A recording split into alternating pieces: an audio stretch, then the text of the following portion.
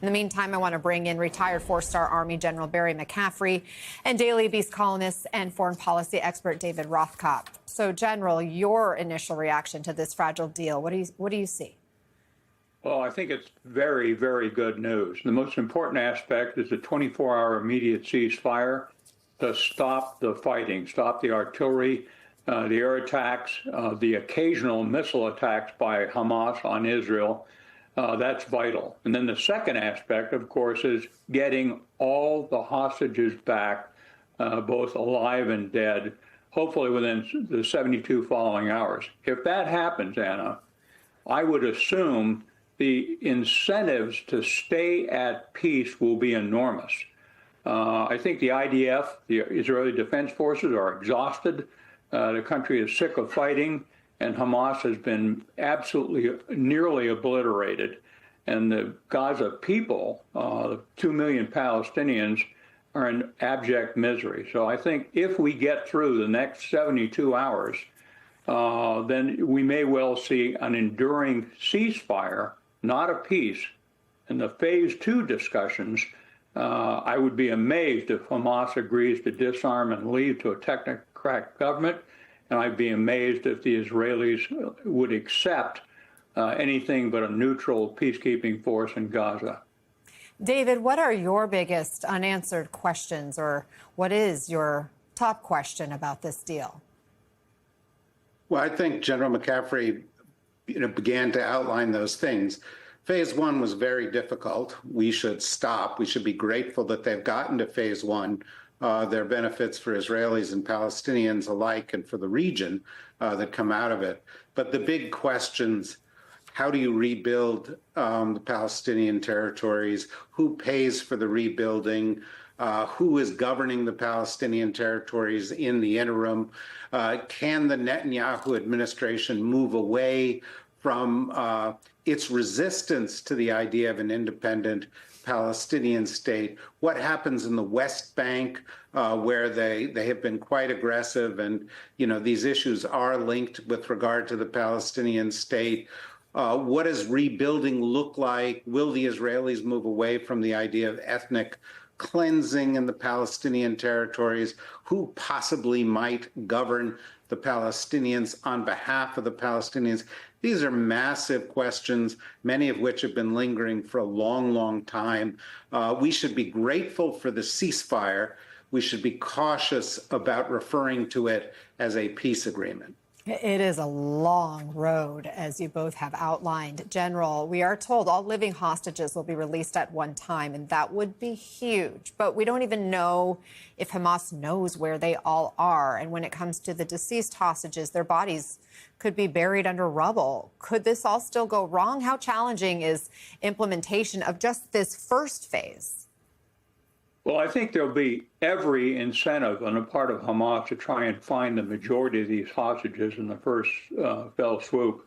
Certainly, the crucial piece of it, of course, is the 20 hostages who are alleged to be still alive. That remains to be determined.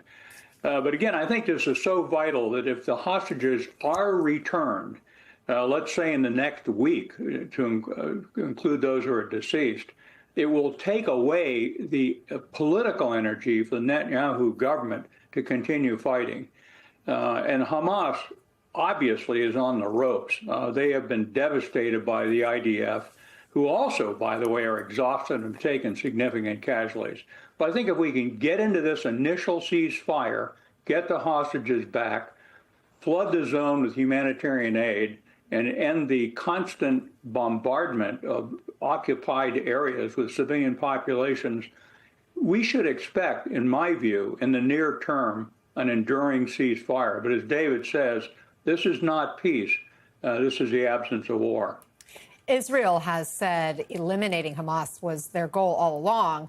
David, at this point, Hamas hasn't agreed to put down arms or to give up governance of Gaza. Do you see Hamas eventually giving that up? And even if they do you see Israel giving these Hamas leaders who remain a free pass out of Gaza? Well, these are big questions. There's plenty of reason for Hamas to resist, but Hamas is much weakened. I think as big a question is, were Hamas to exit the stage, who would replace them, who would do that would be acceptable to the Israelis, to the various factions within the Palestinian territories, within the region. And there is another factor here, and that is that there's an election coming up in Israel. And one of the reasons many people think that the Prime Minister Netanyahu has been waging this war is to divert from his own political fortunes. As the elections come up, the question is going to be, how does he respond to that? How do the right-wing factions in Israel respond to that? What new pressures will be on him? So, you know, it's going to be walking on eggshells for some time to come. But for the moment, let's be grateful for what the Trump administration, the Netanyahu administration, all the regional powers have done to get us this far. And I think a lot of people are also really watching what happens in Gaza and whether the aid will come flooding in.